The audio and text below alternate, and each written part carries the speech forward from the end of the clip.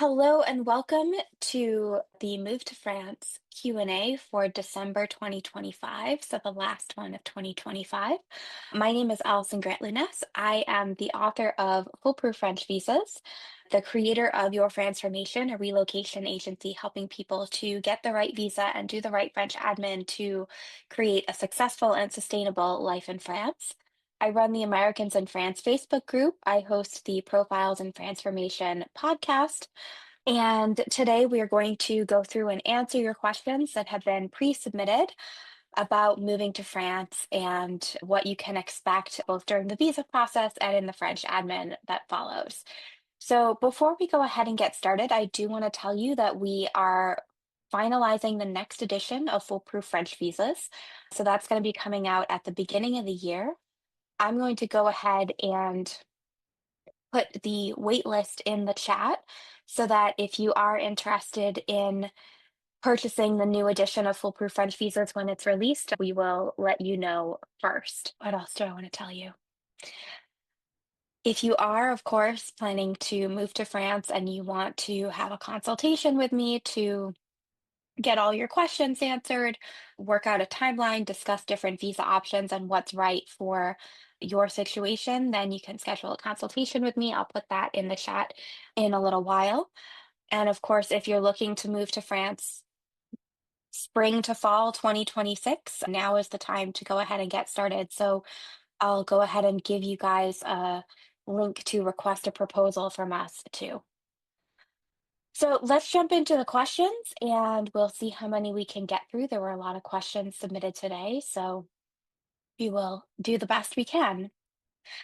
Okay, Christine, if I have my social security number, can I get my Carte Vitale? Yes, if you sent in your documents to CEPAM to open your rights to social security in France, then normally once you receive an attestation des droits, they are going to send you a piece of paper where you sign and you glue on a little photo and you send it back to them in the mail, and that is going to enable them to print and send you your Carte Vitale.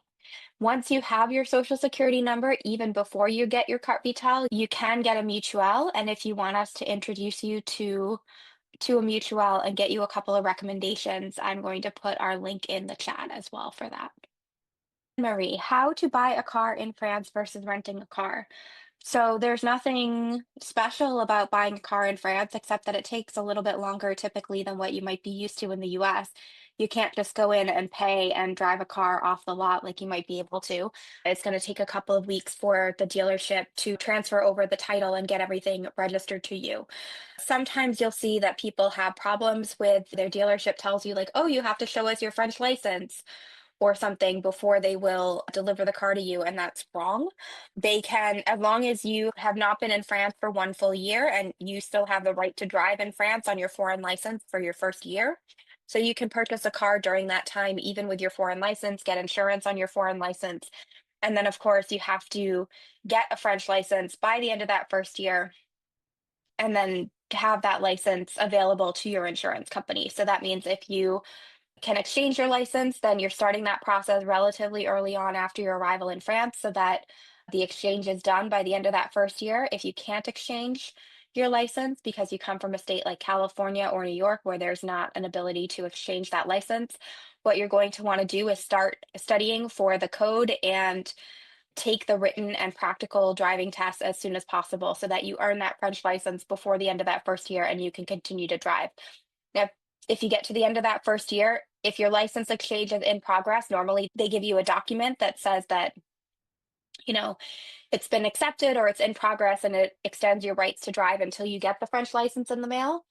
If you have to take the test and you have not done so, then you cannot drive in France because then you're driving without a license. You will need a translation of your license. So an international driving permit is normally just a translation. It doesn't confer any additional magical rights to be driving in France. What are the tax implications of being retired in France? So when you are residing in France, you typically are going to be a French tax resident, and that means you're going to need to declare your worldwide income to France. It doesn't mean that you will pay taxes on your worldwide income because that's going to be determined by the tax treaty between France and your country and the type of income that we're talking about. So typically, Earned income, salary, business income, self-employment income, that is all earned income that's taxable in France first. And that means that not only do you have to have the right visa, but you also have to have the right business or employment set up in order to pay your social charges and taxes properly in France. Now, if you have capital gains, interest, real estate, rental income, things like that, that's going to very much depend on the tax treaty, and you're going to want to consult an accountant on the specific types of income. How to open a French bank account. So, opening a French bank account is really important. You're going to want to do this as soon as you reasonably can. As I would say, as soon as you're in long-term housing and you have an address, you want to open a French bank account. A lot of people will use a foreign account, they'll use their US bank or Wise or something, and they get to the end of the year, and that's a major problem for the préfecture. So you need to open a French bank account relatively quickly after arriving in France, as soon as you have a long-term address. You just want to go into your local bank. You're going to need proof of where you reside, a utility bill in your name, a copy of your passport and visa, normally a copy of your lease. It's not that difficult. You'll see a lot of people on the internet kind of complaining about it, but really it's just because it's a lot of paperwork. If a bank says no, which they are perfectly in their rights to do, then you just go to a different bank and it's not a big deal. We typically send people to AXA. And again, if you fill out our little referral request form, we can put you in touch. Jay, as a retirement over 65, what are the language requirements I must meet to obtain a resident card? So, a visitor visa, if you are retired, then you're going to be on a visitor visa, and that's renewable every year. There's no language requirement attached to that. It does not turn into a multi-year or a 10-year residence card. It typically does not enable you to receive naturalization. It's also not subject to, there's a new limit that we'll talk about in the 2026 edition of Foolproof French Visas. There's a new limit for certain visa types that you need to obtain a multi-year card within 3 renewals. And what that means is that they want to ensure that people are doing, the language training and the civics classes and the civics test that is required to receive the multi-year card, but that does not apply to visitors. For those of you who are not on visitor visas, if you're over 65, you are exempt from the civics classes, the civics test, and the language requirement for multi-year cards and for a 10-year resident card.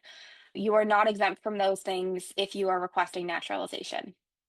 Okay, how do I avoid France overruling my declared US will so I can leave my stated heirs the inheritance I wish them to have?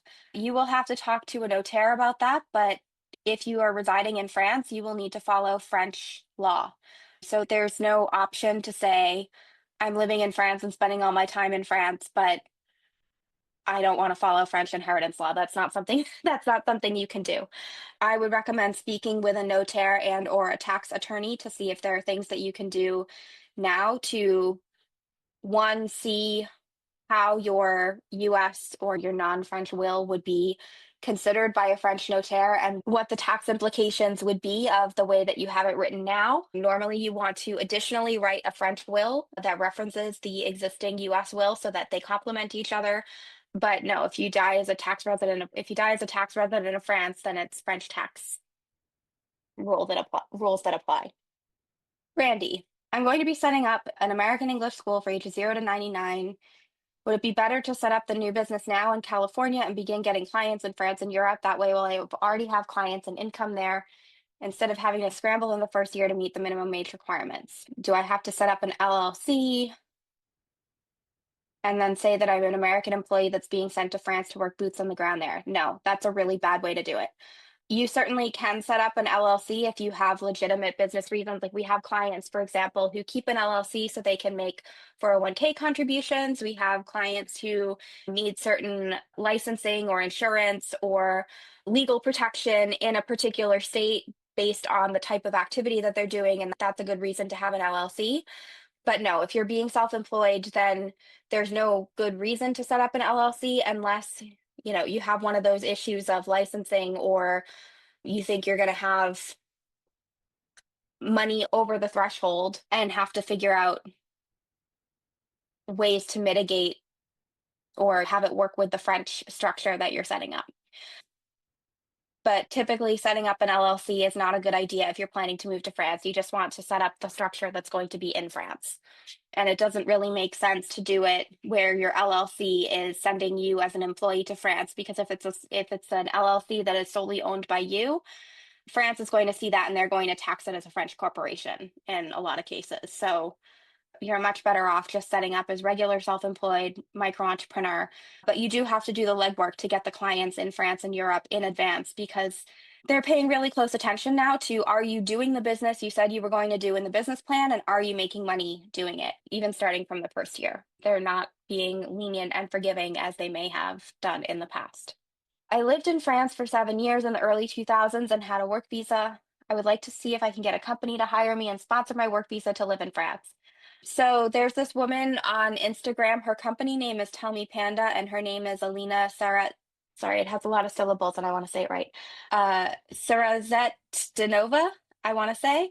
And she has an Instagram account where she gives career advice and LinkedIn advice and things like that about how to target companies in France if you want to get sponsored for a work visa. Now, typically, she's working with students who go to French grande école and who are then looking for internships and jobs in order to be able to stay in France. But her content might be worth checking out. We're going to do a webinar together in the new year. She very much focuses on the side of people who want to get hired in traditional jobs. But getting hired in France is really tricky, especially if you need to be sponsored, and you should expect it to take a really long time. I'll also point out that the two questions about the setting up the English school as a self-employed person and this question about getting recruited by a French company are from the same person. And I want to really stress that you need to pick a visa type and only do the things that that visa type allows you to do. So that means that if you're getting sponsored by a French company and you're working as a salaried employee, you're not allowed to set up an English school and be self-employed on top of that. If you are setting up an English school and you're working as self-employed, you're not allowed to go out and get a salaried job. So you need to make a decision about which way you're going to go and organize your plans and everything around that. Joe, could you share your thoughts on the new non-EU requirements or healthcare and paying for it? Will we also need to top off for things not covered? So I'm not going to comment on that because it's still very much like the budget is still in the planning phase and nothing has been passed, approved. We don't know how much this would be. We don't know how it would be assessed. There's no basis for calculation. I will say that pretty much all of our clients and the people that we've talked to, we work with a lot of people who are paying into the system on the basis of starting businesses or being self-employed. So not a ton of people who benefiting from the system without paying in. Now, that being said, we do have people who are retired whose passive income does not meet the threshold to have to pay PUMA. So PUMA is the 6.5% contribution into the healthcare system that already exists for people who are not paying into the system on the basis of their earned income. Note that if you do have any type of rental income or interest or dividends or capital gains or whatever that goes above the 23,000 euros per year threshold, theoretically, it can be subject to PUMA. That's very much going to depend on the type and amount of income that you have. Most people, if you have only retirement pensions or mainly retirement pensions, they're not going to be subject or even included in the calculation for PUMA. So we do have a separate webinar that we did back in the spring on PUMA and how it's calculated with our accountant, Isaac Bashisha of Monso CPA. So I would encourage you to check that out if you have not watched it already. If this changes, I mean, I certainly think, as I think most people do, that it's fair for people to pay into the system that they're benefiting from. I would expect that whatever they're going to charge is going to be exceptionally reasonable. Would you talk about the financial requirements needed to qualify and what is acceptable and what is not? So I assume you mean for the visitor visa, but you don't specify financial requirements for what. For the visitor visa, you need to have net minimum wage. So minimum wage is currently 1,802 euros per month. Net minimum wage is 1,426 euros per month, which gives you a gross net SMIC annually of about 17,116 euros. It always increases with inflation, normally January 1st. Last year, we published the 2024-2025 edition of Foolproof French Visas on October 1st, I believe, and they increased the SMIC 2 months early and they did it on November 1st. So we were already out of date after a month of it being published. So I'd always recommend that you Google current SMEEK when you are preparing your visa application or your renewal. We expect it to go up to 1,823 euros per month gross on January 1st. They want to see that either in cash, in a lump sum, or they want to see that in money coming in regularly from a pension, and that you have a pension statement showing like, oh, I'm going to be getting Social Security of $2,000 per month, and that's more than SMEEK. When you go to renew your visa at the end of your first year, it's done online when you request your carte de séjour. You want to show that amount in your French bank account. So at the beginning, we talked about how to open a French bank account. You want to do that as soon as possible so that you can either have a lump sum in your French account of the 18,000-ish euros that will be for the next year, or you want to be showing that there's a monthly payment coming in of at least 1,500 euros per month into that French account. My husband is applying for his EU citizenship through another country. If and when he receives it, would he be able to live in France indefinitely as his spouse? What process would I need to undertake to be able to live in France indefinitely? Yes, so he could live in France on his EU passport. He will have to do all of the usual things, like if he has a US driver's license, he still has to exchange that. If he is getting on the French healthcare system, he'll have to demonstrate that he has been residing in France for more than 3 months. In order to sponsor you as a spouse of an EU citizen, he'll have to establish that residence. So you'll have to have a long-term address. He will have to show proof of financial means, and you'll all have to be covered by temporary healthcare policy until you get your carte de séjour and are able to register, and you're all able to register for the French healthcare system. Will you be duplicating any of your in-person events online? So we do mostly online events. We do webinars. I am doing a couple in-person events in the early spring. I'm going to be going to Boston, New York, and Miami at the end of February, and we'll do some events on getting visas, but most of the events we do are online. We don't have any more webinars in December because people focus on the holidays, and I want to focus on the holidays and wrapping up the year. But we do have several events planned for January. We have the next Q&A that's going to be on Monday, January 5th. I believe we're going to do a webinar in that week also about the language requirements increasing and the civics test. We're going to do that with some French language teachers. February, we have the woman who does the LinkedIn and getting hired in France. We have a financial planner who's going to do an event. So we have lots of good webinars coming up through the spring. We do have one more event. We have on December 9th, there's going to be a webinar with Lumen and Leggett. Lumen are currency specialists in the UK. Leggett is a real estate agency. There's also the AXA insurance and banking people who are going to be there. We work a lot with them, and it's going to be a panel question and answer session on various topics related to moving to France. So that's going to be on December 9th, which is next Tuesday. And then January 15th, I'll be doing an event with Maxence Toulouse, who is a buyer's agent in France. He helps people find property. That's going to be on, I think, Thursday, January 15th. So lots of good online events coming up for you guys in the next couple months.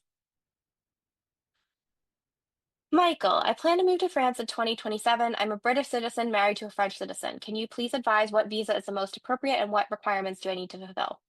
So if you are the spouse of a French citizen, then you will need to apply for a long stay visa as the vie privée familiale as a spouse of a French citizen from a consulate in the UK. You come to France and validate your visa. You will then have to do the medical visit. You'll sign a contrat d'intégration républicaine. You will have to learn French. So you'll be offered a French test. You may test out of the language requirements, but you may also be assigned, now it's not in-person classes, unfortunately. They now have French government Duolingo, where they will give you an app to learn French, and you'll do the 4 civics classes. Then you'll have to do the civics test, and you'll have to get an A2 language level of French in order to get a multi-year card. So normally when you are married to a French citizen, you get a 1-year card, then a 2-year card, then a 10-year card. Now, with this procedure of having to have the language requirement A2 and the civics test and the four civics classes in place before being eligible for a 10-year card, for a multi-year card, my expectation now is that instead of 1, 2, and 10, it's going to be 1, 1, 2, 10, because it's probably not likely that you're going to get all those things done in the first year. I will be retired by the time I move to France. While I need to show I have the means to support myself financially. I understand I will require private health care, but apart from that, what other financial requirements are in place? So if you're the spouse of a French citizen, there's actually not a requirement at this time that you have to show a particular level of financial stability or financial resources. So you should not have to show any type of financial documentation or even insurance when you go to the visa application appointment. You will have to be covered by private insurance until you can get on the French healthcare system, but there's no means test for the spouse of a French citizen. Only the spouses of EU citizens from other countries to demonstrate that you are exercising your EU treaty rights. Jessica, can my business plan for the Profession Libérale visa feature services I will offer as an English communications specialist for organizations and tutor for professionals, or should I choose one area to focus on for the plan and then add the second business once I've set up in France? So I would recommend that you narrowly focus the business plan and you pick the activity that's going to be more lucrative, which is not English tutoring, unless you're tutoring professionals in a particular area because they want to get jobs in such and such an area. If you specialize like that in people who are investing for professional reasons into English tutoring, then sometimes you can get clients where you're able to charge slightly higher rates. But I would say, yeah, you want to go for the more lucrative activity if they're very closely linked. Like we have a client, for example, or a former client who was doing English tutoring and coaching, and then she was developing trainings and materials in English for various companies. And some of that she was doing in the same company. So then you can link them up. But you really want to make sure that you're focusing your business plan narrowly so that the consulate doesn't get confused about what you're doing. How many letters of support will I need for the Profession Libérale visa, and can one letter be from France and another from Romania, or must they all be from France? So the number of letters is really subjective, and I don't like to give a complete answer without having read your business plan and understanding what type of letters of support you're going to be providing. So there's a whole spectrum of letters of support from I know this person, I have clients or people that I know that might want to work with her and I'm happy to send her business. Like there's the networking end of the spectrum all the way to, oh, I've seen her work. I think she's great. I'm happy to talk to her about working with her when she arrives in France with her visa. And then there's like the very concrete, like, we've had a chat. I'm looking forward to working with her when she gets in France. We have this project from X date to Y date for the amount of money. And I'm very excited to be working with her on this particular project. So there's a whole spectrum of different acceptable letters of support. And it really depends on how much are you charging for your services? How many letters like that do you have? What industry are you in? Are any of them going to be recurring business? If you have a business where, let's say, you're doing photography sessions for tourists and you're going to do like a one-off photography session for 100, 150 euros, like you have to duplicate that a lot of times. And so you need more of the networking and how are you going to get clients and things like that. Whereas if you have a tutor or a communications thing where, okay, I need 10 clients coming once a week at 50 euros an hour, and that makes me my 2,000 euros per month. So it really depends on what the contents of the letters and the business plans are. Zora, well, I have a problem applying for the Carte Vitale after living in France for 3 months if my birth certificate name is different from my passport name.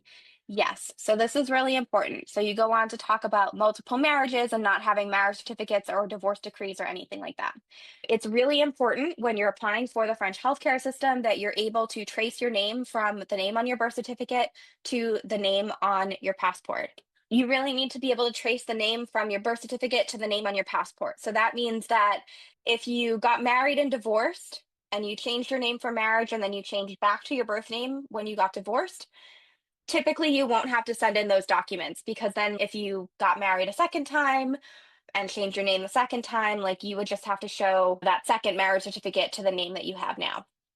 But any other type of name change, you're going to need to provide documentation. And documentation is not just like you started spelling your name a different way because California doesn't require you to file any kind of legal paperwork for you to change your name or change the spelling of your name.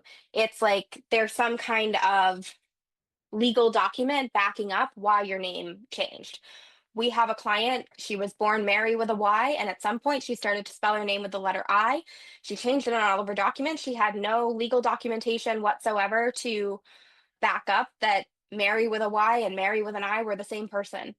And so that makes it really difficult. And we had to do a lot of back and forth with the healthcare administration. And she had to make friends with the people in her mairie that were able to help her get her Carte Vitale.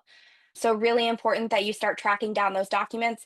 We had another client during COVID who was William, and on his birth certificate, his name was spelled Willem, like the German way. And that was the only document that was different from his very first passport. His name was always spelled William. And he had to get his birth certificate amended because they could just not accept that Willem and William were the same person, even with all kinds of other documentation.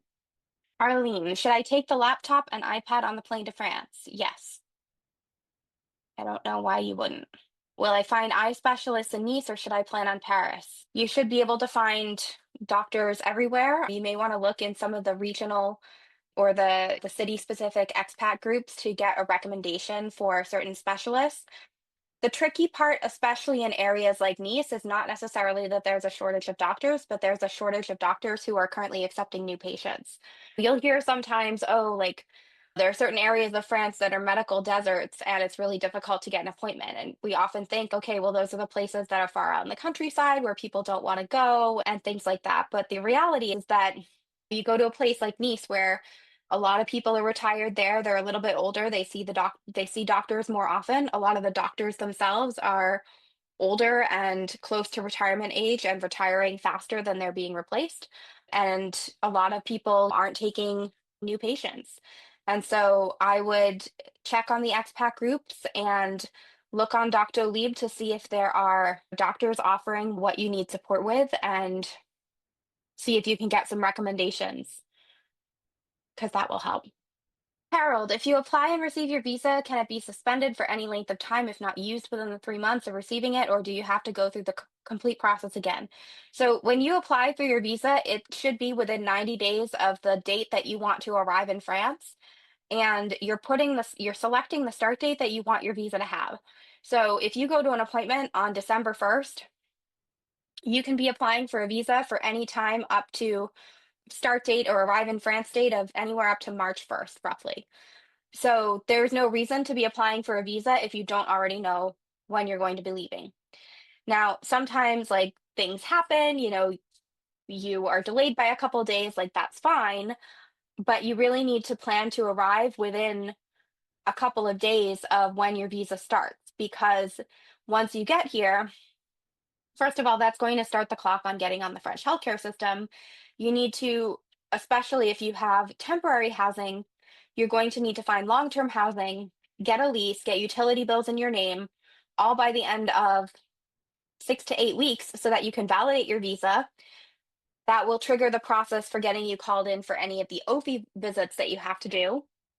And then after you've been in France for 3 months and have proof of where you're residing, then you can start the process of registering for the healthcare system. So it's really important. There's so much administration that you need to do within the first year that it's really important that you put together an appropriate timeline and that you're not planning on coming to France and then leaving immediately and not doing all the things that you need to do. After becoming a resident, are you allowed to rent out your Jeep? That's a good question. So there are two possibilities. Either you're renting out the Jeep in a context that brings you passive income.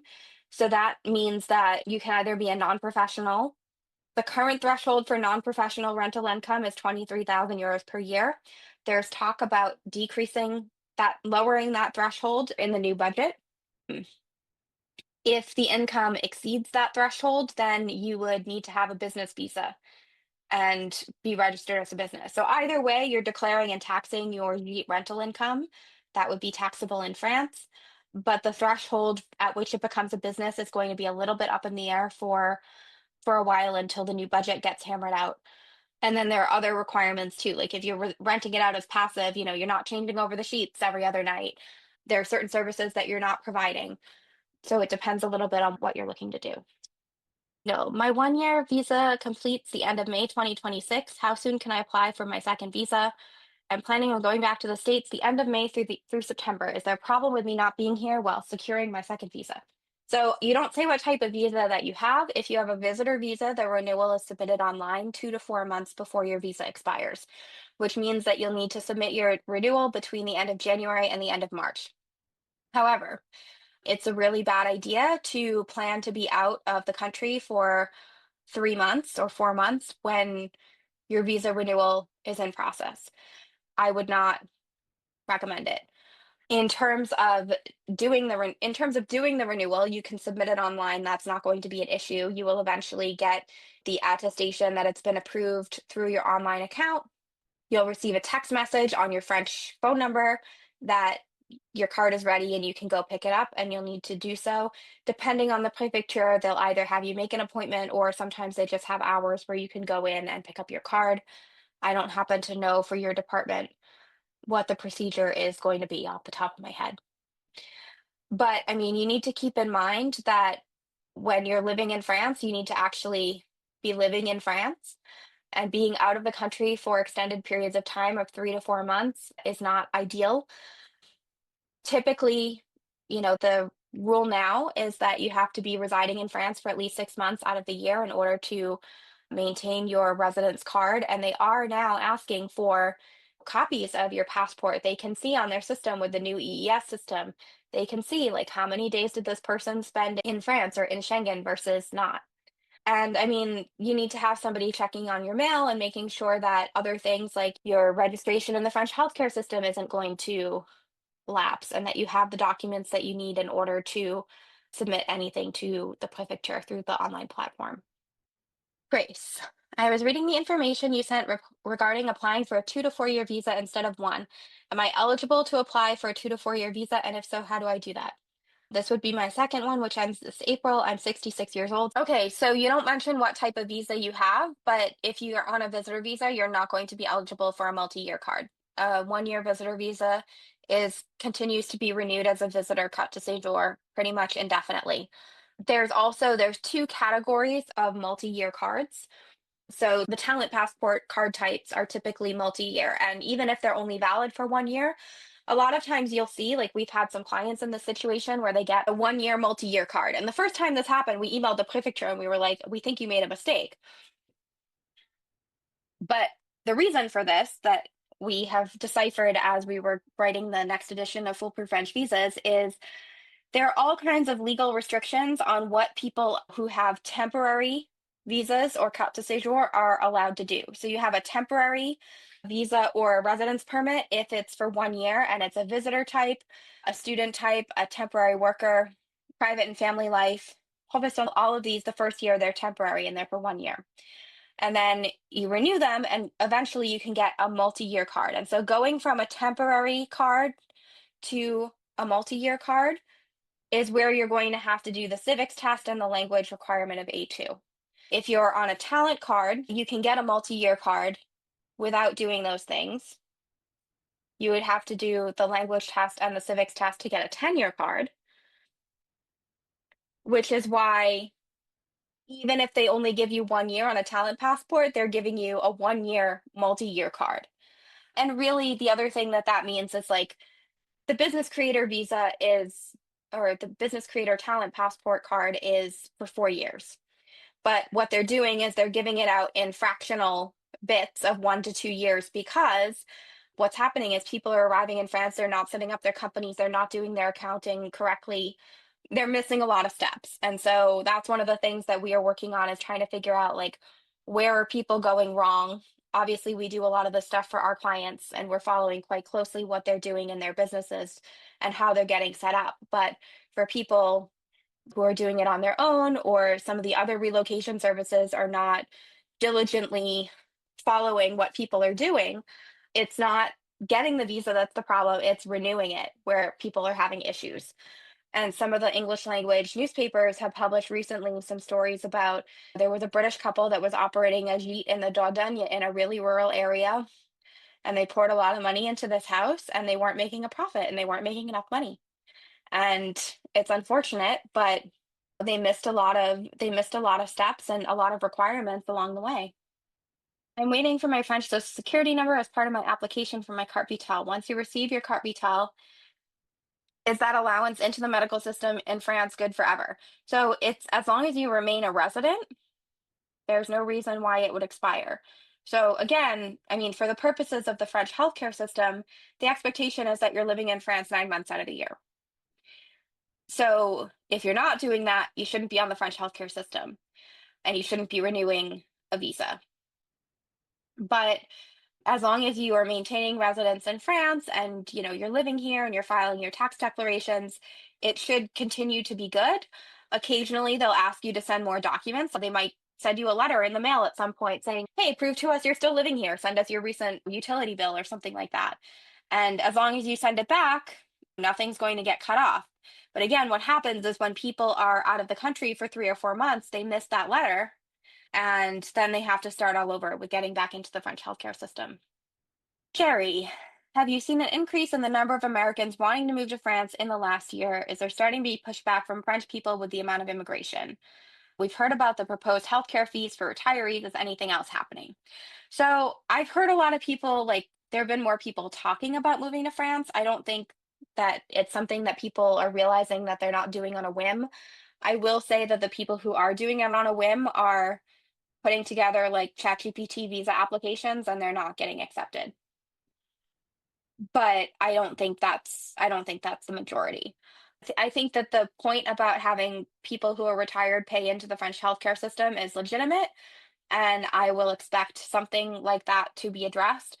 But I don't think that retired Americans who are spending their money and who are wealthy by French standards and paying into the system are not the ones that are trying to be kept out immigration wise. T, if I'm in France 5 years and get the 10-year residence, which allows me to work, how long must I work? So you don't automatically get a 10-year residence card just because you've been in France for 5 years. That's not how it works. If you have a visa type that can lead to residency because you are working or you're self-employed and you're paying taxes into the system, or you have a family member who's a French or EU citizen, like those things will give you the ability to work in the type of work that's related to your visa, and then they eventually lead to a 10-year resident card. But typically speaking, you're not just going to randomly get a 10-year card just because you've been in France for 5 years. If you do want to work in France or you want to be self-employed or eventually have a path to a 10-year resident card or naturalization, you need to plan that from the beginning and we need to have a conversation about what that looks like for you. Typically, what I advise is that if you're going to come and be self-employed and work for a couple of years, you want to do that until you're able to get your naturalization approved. So that means you can apply after 5 years. You have to be able to show that you've been earning at least minimum wage for yourself from your self-employment activity for 3 years. It takes a couple of years to go through. I would say you're not retiring until it goes through because a change in your status while that's in progress is going to be detrimental to your naturalization application. That's my overall recommendation. Hilda, what is the minimum financial requirement? We already talked about that. Does my bond investment also qualify as available funds? If it's in cash, then it can qualify. If it's tied up and you can't access it, then it is not going to be taken into account by the consulate. I sent my documents to ANF and received a confirmation in May, but I don't have my carte de séjour. After many attempts to get a hold of them, I've only received messages back to be patient. Yeah, unfortunately, every prefecture in France is like that right now. There's nothing you can do to speed up getting a carte de séjour. You just have to be patient. One thing you can do, because it has been over 6 months, is contact the Défenseur des droits and request that they intervene to see where your application is. Okay, so this is a really long one from somebody who wants to discuss your visa situation. If you want to talk about like what business visa works for you, what kinds of things to put in your business plan, how to develop a long-term plan. That's typically something we're going to do in a 1 hour paid consultation. I will pull out some of the relevant points so that we can get a little bit of an overview here. but I'm also going to put the link for a consultation in the chat. Okay, what visa is appropriate to apply for so we can eventually do remote work? She'd eventually like to do consulting but doesn't have experience. She planned to apply for a VLSTS visa. That's 12 visa types, not one visa type. So I assume you mean visitor visa, and make a change once we're settled and she's ready to take the step of finding a client project or start writing. But your consistent advice is to go for the visa now that will allow her to live the life she wants. So, yeah, it's much more complicated and takes a lot longer to change your visa status in France from visitor to self employed than it is to get that visa in the beginning, which is why I always recommend that you develop the business plan first and the business idea first and do a visa based on that rather than arriving in France, doing your networking or whatever, and changing later.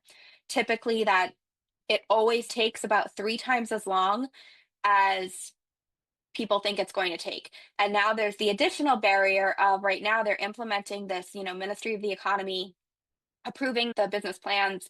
They're implementing that for people who are changing statuses in France, but not yet for people who are applying from outside of France. The main caveat to that, of course, is that you have to actually be ready to do the business when you arrive in France.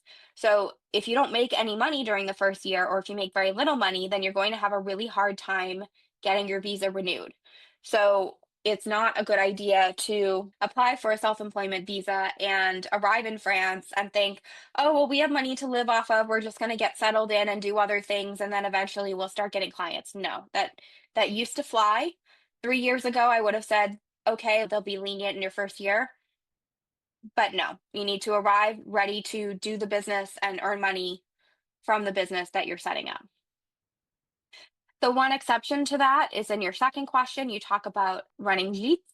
And it's true that you can't do a business plan for that until you have purchased the property.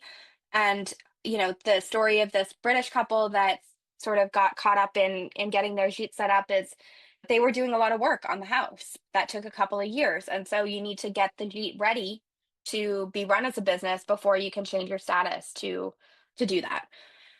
I'm selling my home before arriving in France. What are the ramifications of arriving after the visa date before the visa date?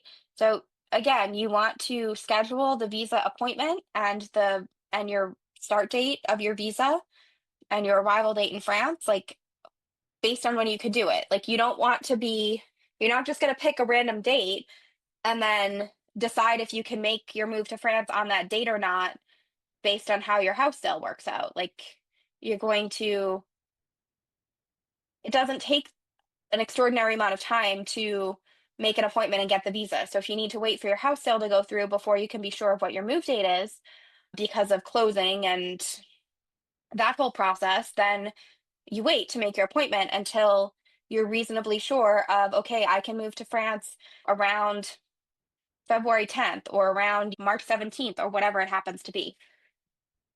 But again, when you're doing a visa appointment, or when you're going to your visa appointment, you want your temporary housing reservation, the date of your move on the long stay visa form, and your temporary health insurance policy to all line up with the same start date that you put on TLS now when you're making your appointment.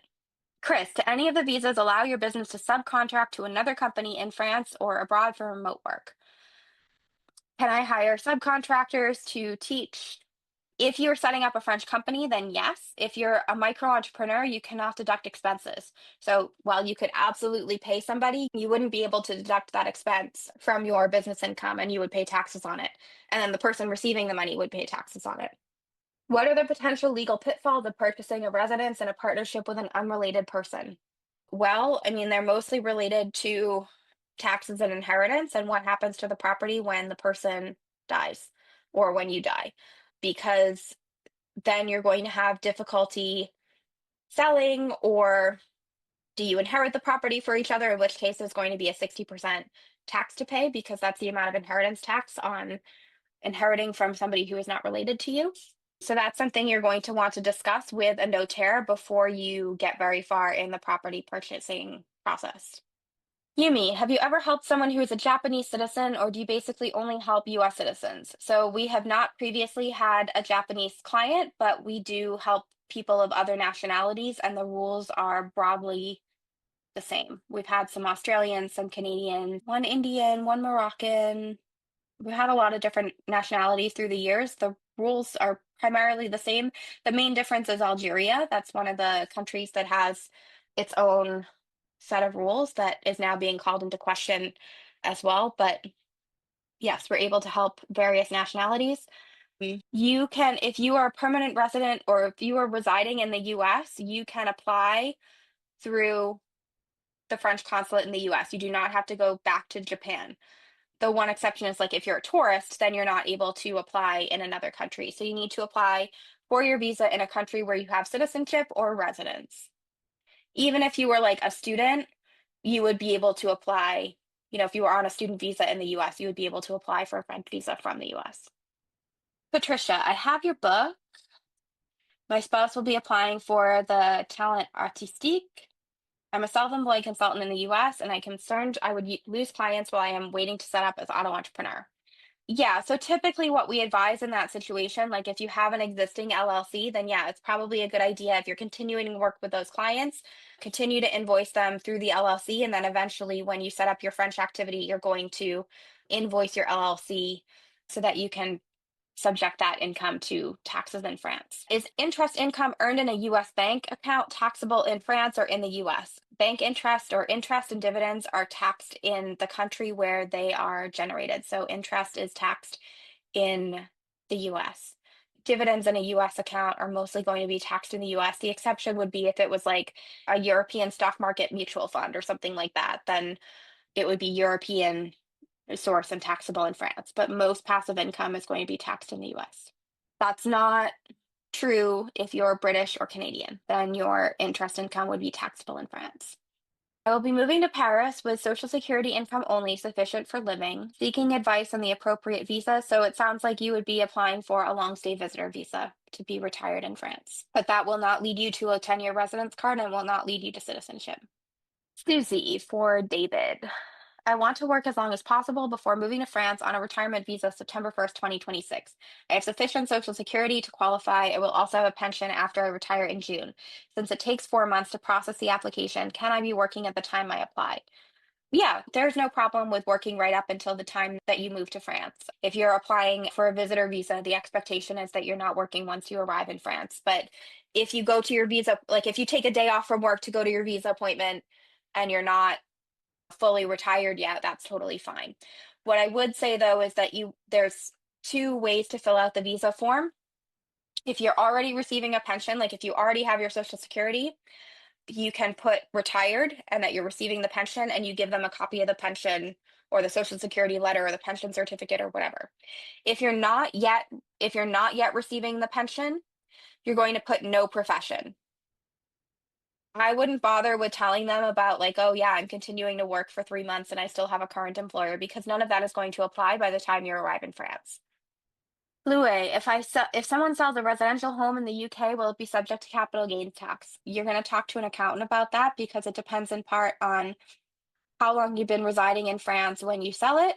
It's going to depend on how long you've owned the property. Is it a primary or secondary residence? All kinds of things. So talk to an accountant about that. And it also depends, I don't know what capital gains tax is in the UK. So it's going to depend also on how much tax is the UK assessing and is it higher or not than what the French tax would be. What are the minimum days required to stay in France or Europe within the first, second, etc. year, I guess, to naturalization? So the expectation is that if you have a long-term visa and you're residing in France, that you're actually residing in France. That means at least 6 months, but technically more than 9 months out of the year, you're residing in France. 9 months because technically you're not eligible to be on the French healthcare system and things like that if you're not residing in France 9 months out of the year. And the other thing that I will say about that too is when you leave for vacation and things like that, you can certainly go for 2 months at a time. I always take my son back to the US for about 6 weeks in the summer, but you still are maintaining a residence and getting mail and things like that. And you're not ending a lease and then starting a new lease when you get back. You're maintaining that continuity even when you're on vacation. Margaret, which documents need to be translated for the Profession Libérale visa? If you're applying from the US, the UK, Canada, none. You do not have to provide documents in French for the visa application. Approximately how long does the business review take for the Profession Libérale visa? So right now, the Profession Libérale visas are still not being reviewed, or business plans are not being reviewed by the DREETs. This was a change they had announced in June that they have not yet fully implemented. They're supposed to be implementing it for people who are in France on a different status and who are switching to Profession Libérale, Commerçant, Artisan, like somebody starting a business. They have no freaking clue what they're asking for. They don't know what the rules are for micro entrepreneur. They're asking for all these random things. Like they want people to have authorization that they're allowed to register their business if they're renters. But guess what? That's not a legal requirement. You're allowed to register your business as an auto entrepreneur where you live, regardless of whether or not you're a renter. So it's things like that where they don't really, the forms are, they keep asking like, well, how much capital are you investing? Well, if you're a micro entrepreneur, you're not investing any capital. So there are a lot of things that are not worked out yet in their system, and I expect they're waiting for that to be cleared up before they implement it across the board. But in terms of once you submit a Profession Libérale visa application, typically it's going to be about 7 to 10 days to get your visa back. They don't take a long time. All right, we have a few questions in the comments in the chat box here. Again, I'm going to give you the opportunity to, if you want to get on the wait list for Foolproof French Visa's complete 2026 edition, I'm going to give you that. If you would like to schedule a consultation with me to talk through your plan, to get a lot of questions answered, and to go through your whole personal situation, there's a link to schedule a 1 hour consultation with me in the chat as well. Okay, will is not tax law. Yes, a will is subject to French tax law if you reside in France or if you have French property. Like even if you don't reside in France, but you have French property, like a second home or something, you want to make sure that you're consulting with a French tax attorney about French tax law in that situation. Do I need anything besides a US passport to stay in France for 90 days? What do I need to stay longer? You do not need anything besides your passport to stay in France for 90 days. At the moment, they will scan your biometrics on entry. They'll take your fingerprints now coming into the EU and going out, so they will see who overstayed. Eventually, there's going to be the ETS system, which is going to be implemented similar to the ETA and the ESTA for the US. The ETS is the Electronic Travel Information Authorization System. And that's going to be an online form that you fill out in advance with your information before you travel to the EU. I believe it's going to be like 20 euros, valid for 3 years. And basically, they search with Interpol. They make sure you're not a wanted international fugitive before they let you board your flight into the EU. We do not have an implementation date for that. It has been pushed back multiple times since COVID. So we'll see if and when that actually does get implemented. If you want to stay for longer than 90 days, you need to apply for a visa in your home country or country of residence before you arrive in France. You cannot do that in France. If you arrive in France and you're only on your passport, you absolutely need to leave the Schengen area in less than 90 days. You cannot spend more than 90 out of any 180 days in Schengen without a longer term visa. So you don't have to go home, but you can't stay here. Husband will continue to work remotely with an American-based company. So if you're here as a tourist for a couple of weeks and you're checking your emails or doing some calls, like not a big deal. If you are moving here on a visa, then you need to have a visa that enables you to work and get set up properly, either as an employee or a self-employed person or something, for all kinds of reasons, not the least of which is taxes, insurance, social charges, legal authorization to exercise your particular job or profession in France. The prefecture is now checking when people go to renew their visas, they're checking people's tax declarations, bank accounts. They're looking for, show us where your money's coming from. Prove to us that you weren't working remotely. So I know there are a few people who are still beating the drum of, oh yeah, you can work remotely in France on a visitor visa and it's not a big deal. It is a very big deal. And they're not going to be the ones paying the fines and the extra taxes when you get caught. So if you want to live in France for more than 90 days and work remotely, then we need to have a conversation about how to get that set up so that you're doing it legally and legitimately. And actually, I have an article. There's a whole section in Foolproof French Visas about this topic that we updated this year. Part of it is I published an article on French Entree, how to work remotely in France legally and ethically, that you might want to check out. Okay, Amy, if I have an existing US corporation, I'm a founder and CEO that pays me and my team annual salaries. Do I need to change the structure where we move to France next summer? Is the talent passport the appropriate one to apply for as an existing entrepreneur?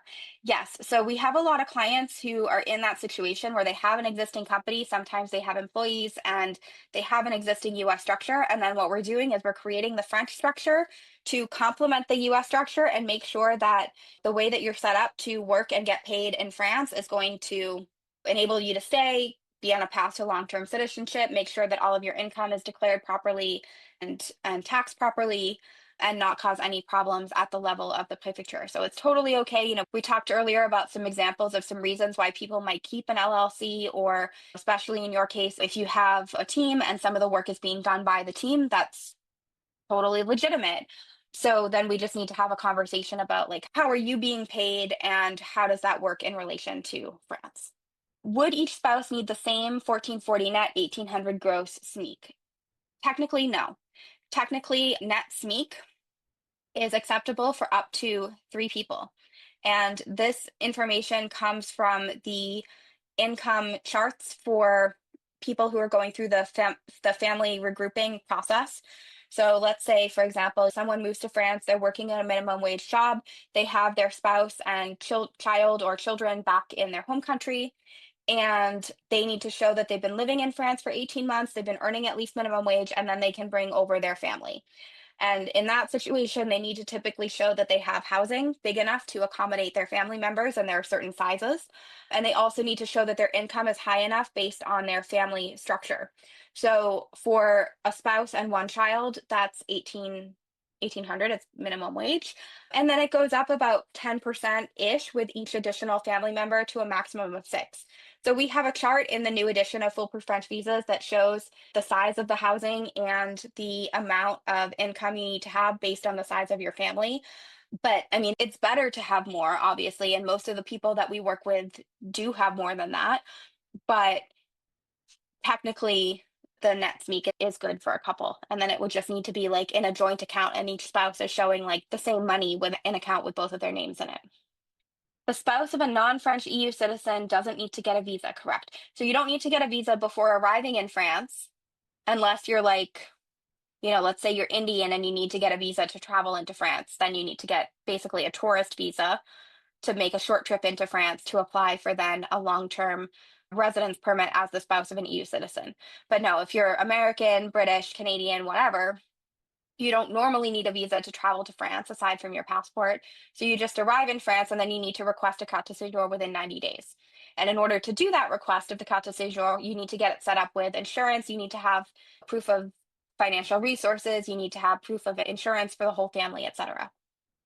Mark and Nadia, regarding visa start dates, I had my application date, login date, and health insurance date all aligned as recommended. The visa was approved, but it had a start date a week before this date. Is that common? Sometimes they do what they want. I have no explanation. I think sometimes if they get, 10 visa application requests and they all want to start, January 1st, they might have like a quota for visa start dates of a particular day, maybe. So they spread them out a little. That's total speculation. I don't really know. Can you please explain what you just said about retirement visa never leading to a multi-year residence card? Are you referring to a VLSTS visa or something else? So VLSTS is about a dozen different visa types, and each one, they're all explained in Foolproof French visas. Most people on the internet, when they say I'm applying for a VLSTS, they mean I'm applying for a visitor visa. But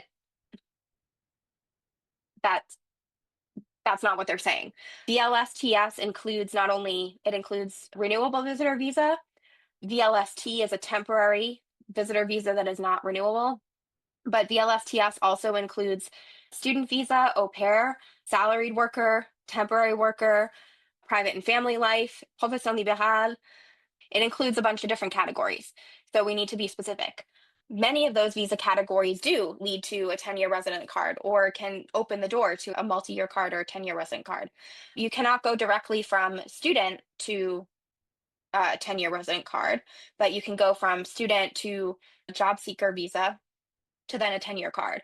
You can go from au pair to student to job seeker to multi-year or 10-year card. You can go from student to self-employed to 10-year card.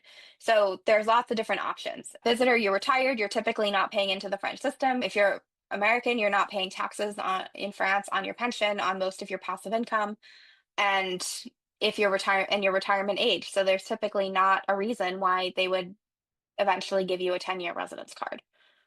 I'm confused by a comment about residency and inheritance law. I own a home in France and have a VLSTS. Again, I assume you mean visitor, but I don't know. But stay less than 6 months per year, and I'm not a tax resident. So if you're not living in France 6 months per year, technically you're not living in France. So you should be applying for a temporary visa each year rather than having a renewable visa because you're not staying in France long enough. And you should definitely not be on the French healthcare system in that situation. It's in the law code now that the expectation is that if you're renewing a visa to live in France, that you're staying at least 6 months out of the year. But in any case, it's very possible that the French government could consider you not a tax resident based on the facts of your personal situation. But that's something you need to anticipate and to talk to an attorney about in advance, because you don't want to wait for your heirs to have to do that, like when you're dealing with French inheritance law. If I come as a micro entrepreneur, is it a mandatory retirement age for running a small business? I'm 60. No. We had a client who was in her 80s. She was an artist. Kimberly, is it correct that if you are French resident on the Profession Libérale visa and clear the 23,000 annual income hurdle, you will not need to pay PUMA on worldwide income? Okay, so the 23,000 is related to passive income and income, passive income, foreign passive income above 23,000 is theoretically subject to PUMA if you have no other income that you're paying in on. If you're a salaried employee in France and you earn about 9,000 to 10,000 euros, I don't know the number off the top of my head, but it's about 50% of French minimum wage, then PUMA does not apply. If you're self-employed and you're earning about 18,000 euros in self-employment income, PUMA does not apply. So there's a lot of exceptions, and let me see if I can give you the link to our PUMA webinar replay, because there's a lot of exceptions, and I'm not being an accountant. If you are subject to PUMA, then you will receive a PUMA bill after submitting your tax declaration. That will happen automatically. My husband is French and we applied to have our marriage registered. The consulate sent back our application because his birth certificate was not long form. We sent in what the mairie sent us. Is this common? I don't know. That sounds like a French internal bureaucracy problem. I would contact the consulate to see what they mean, but normally if you request an updated birth certificate from the town where he was born, then that should be what they want. They want it to be less than 3 months old normally. You may ask if they want an apostille, but I've never heard of them sending back a French birth certificate for not being long form. Will I need a translated birth certificate for the Profession Libérale visa or at any point in the immigration process? You will need a birth certificate once you arrive in France for the healthcare system and potentially for the renewal. They may ask you to get it translated at that time. Other than that, you will need a translated birth certificate if you have children that are coming to France with you and you need to request a residence permit for your children. All right, great. Well, thank you so much for coming to this Q&A. The next one is going to be on Monday, January 5th, I believe, same time, same place. In the meantime, I hope that all of you have a wonderful holiday season. I'm going to go ahead and put one more time the link to the Foolproof French Visas 2026 waitlist. And if you would like to book a consultation with me to discuss your situation in full here, the Leggett webinar, you should be getting a link in the, you know what, let me see if I have a link. You should be getting a link in this week's newsletter. This is with Leggett, who are real estate agents, AXA, who do banking and insurance, me, Lumen, who are currency specialists, CAFP, who do financing, and she did a webinar with me back in the spring for the Relocate to France Virtual Summit. They are mortgage brokers who work with international buyers. So yeah, it'll be a good lineup. And Again, if you need referrals or introductions for a mutual or currency or anything like that, then you can fill out our referral form that I just put in the chat as well. For some of these things, we'll send out the referrals quickly. For others, like if you're looking for visa insurance, but you're not applying for your visa until June 2026, it's not time for us to send those out to you yet. So we will use our judgment based on what you need right now. Thank you again for coming, and the next Q&A, I will see you there. And in the meantime, have a lovely holiday season and be sure to check out Foolproof French Visas when it comes out in the next couple of weeks.